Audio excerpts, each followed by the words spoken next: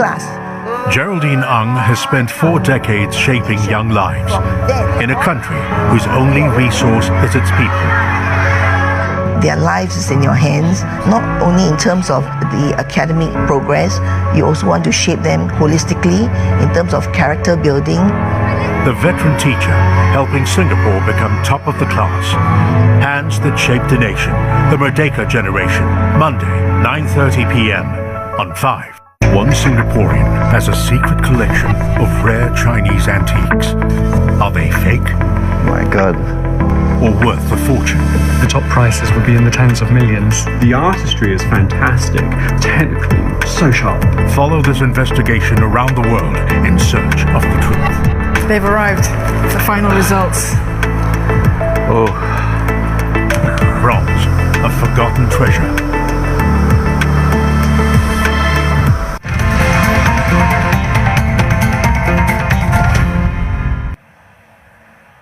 Welcome back to News 5.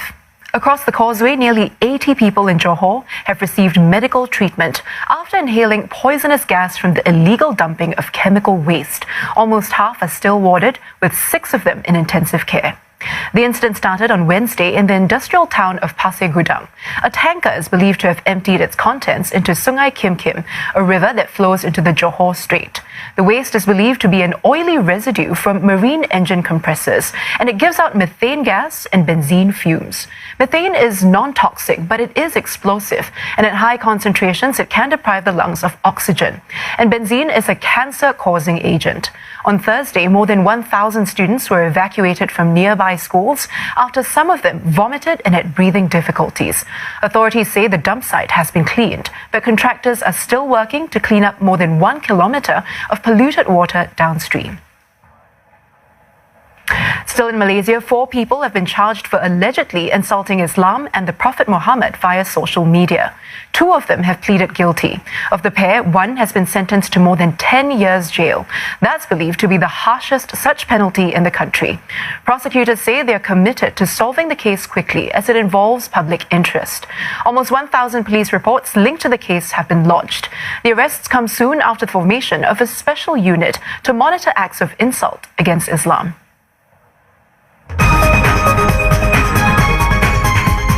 Here are some of the key stories we're tracking tonight. Concerns are growing that North Korea could be preparing to launch a missile or rocket. Recent satellite imagery indicates Pyongyang is rebuilding the Sohae rocket launch site. There's also reportedly been more activity at a key assembly facility. US President Donald Trump has said he'd be very disappointed if the North resumes weapons testing. This comes after his second summit with Kim Jong-un last week fell through. No deal was struck and no joint statement was issued. Remember the Thai political party that nominated a princess as its candidate for Prime Minister? Well, it has urged voters to cast their ballots for pro-democracy parties in the coming election. This comes just days after Thai Raksa Chart was dissolved. The court ruled that its move to nominate Princess Ubonrat was hostile to the country's democratic system. The party's executive board has also been barred from politics for a decade. And this Japanese lady is officially the world's oldest living person, according to Guinness World Records. Kani Tanaka is 116 years and 66 days old. She was born in 1903.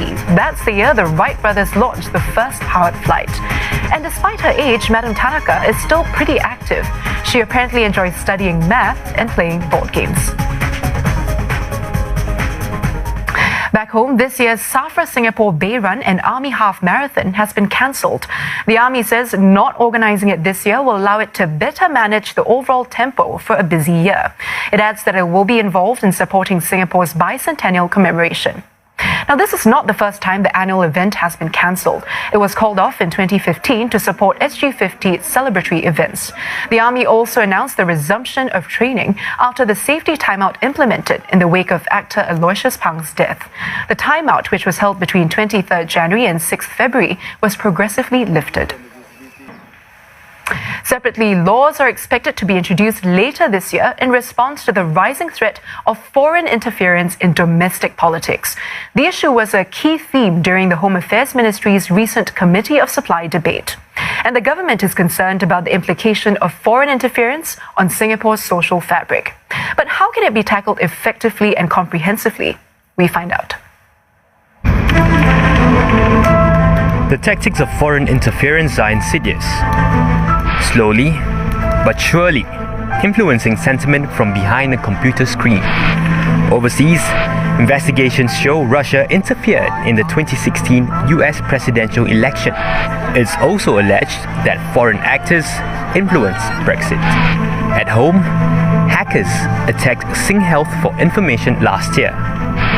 There was also what the governments described as a curious spike in online comments critical of Singapore during an ongoing row with Malaysia.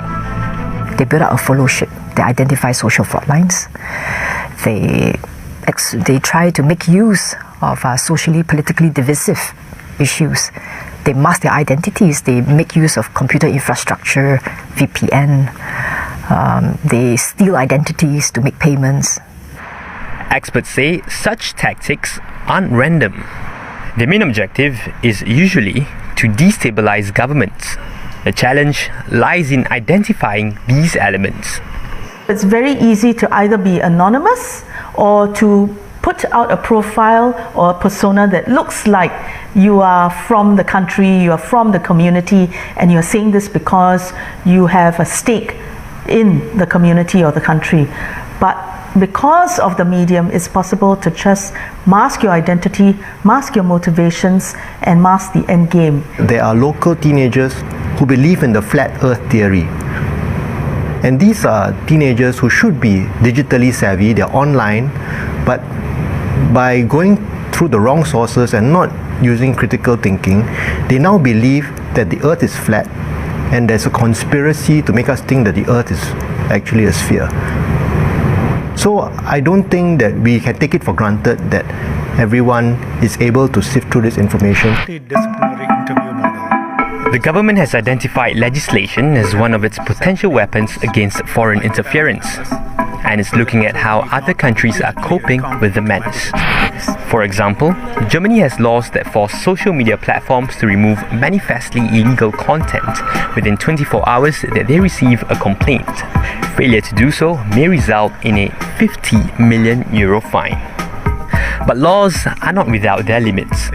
For instance, while Singapore's Sedition Act holds someone responsible for postings that incite hate, it's difficult to enforce if the perpetrator is doing it from outside the country. It's also possible that legal wrangling becomes counterproductive. It has to take into account many factors. For example, how trying to clamp down on a piece of information can actually backfire and actually give it more validity and help it to trend faster. The government recognizes that laws alone will not be the answer. It's already working with the community to insulate the population from the effects of disinformation campaigns.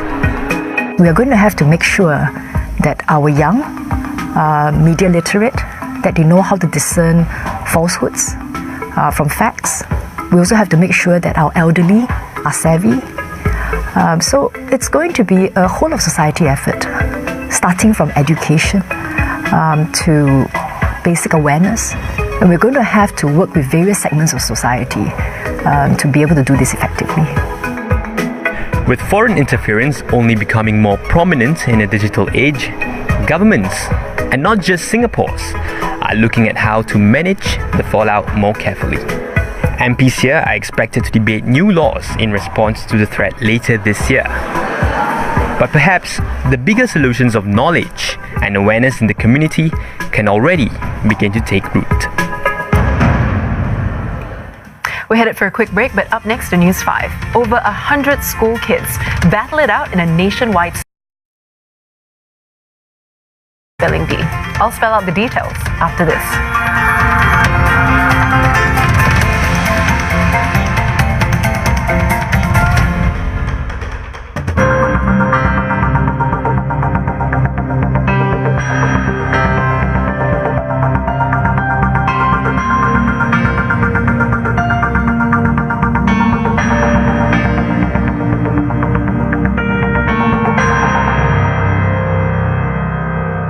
Weather report brought to you by Mitsubishi Electric.